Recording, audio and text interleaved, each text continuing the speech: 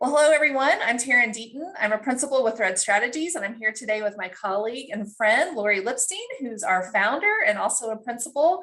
And we're here to talk about planned giving and to make a case for why you should be focusing on planned giving today. And the reason for that, one of the reasons for that, is that it's quite lucrative for organizations. And so we want to talk about that today as part of our Threading It Together episode. And so, Lori, let's just get started and talk about why should organizations be focusing on this right now? Why should this be a priority?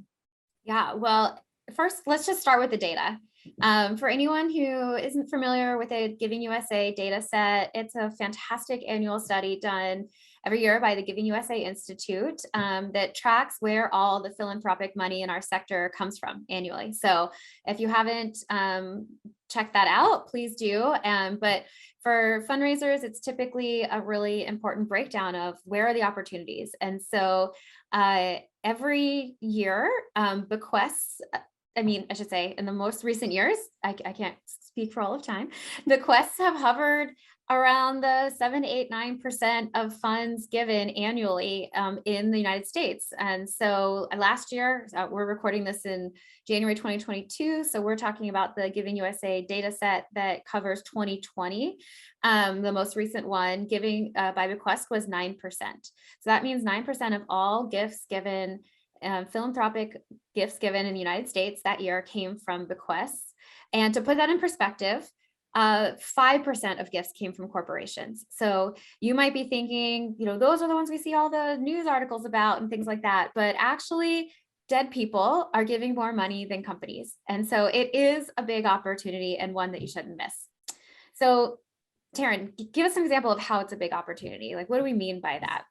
Yeah, well, I think the reality is that planned gifts are usually some of the largest gifts that most donors are going to make in their lives. Obviously, a planned gift is realized after someone dies, but the planning happens while they're still living, and their gifts are usually larger than their annual gifts to your organization. So the average planned gift these days in the United States is somewhere between $35,000 to $70,000, which is a substantial amount of money.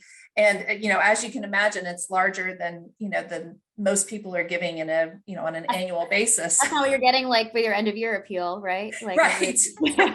Right. Yeah. I mean, it might be more than you're getting for your total end of year appeal for some organizations. So these are transformative gifts for organizations. And I just wanted to share, when I was a director of development at a community-based organization, we had a donor who, gave about $1,000 a year, which is still a pretty good sized gift. But when she passed, she left the organization more than $300,000, which was just tremendous. And again, wow.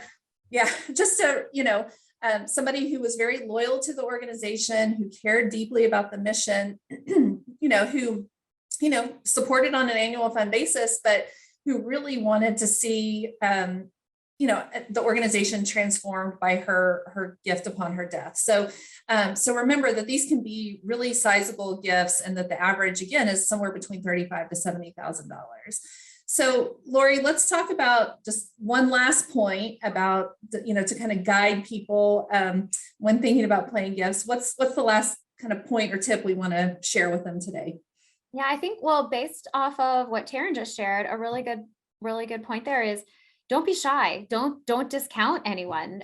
Don't think that your $1,000 donors or your $100 annual donors can't be potential planned givers, and don't shy away from talking to anyone about the opportunity.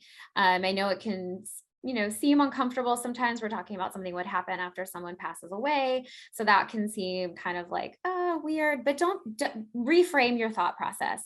Think about this as you're offering someone an opportunity to leave a legacy, especially those people that care so deeply about your organization. Like Taryn's example, that was a donor that was giving annually, right, Taryn, you said? Mm-hmm. So the people who are giving to you every year are people who deeply care about your work. That says something. And it doesn't matter what level they're giving at, the opportunity for them to leave a legacy through their gift to your organization is actually offering them something. And it's offering your organization a big opportunity for those gifts, like Taryn mentioned, of those different sizes. So I think to sum that up, it would be, don't be shy.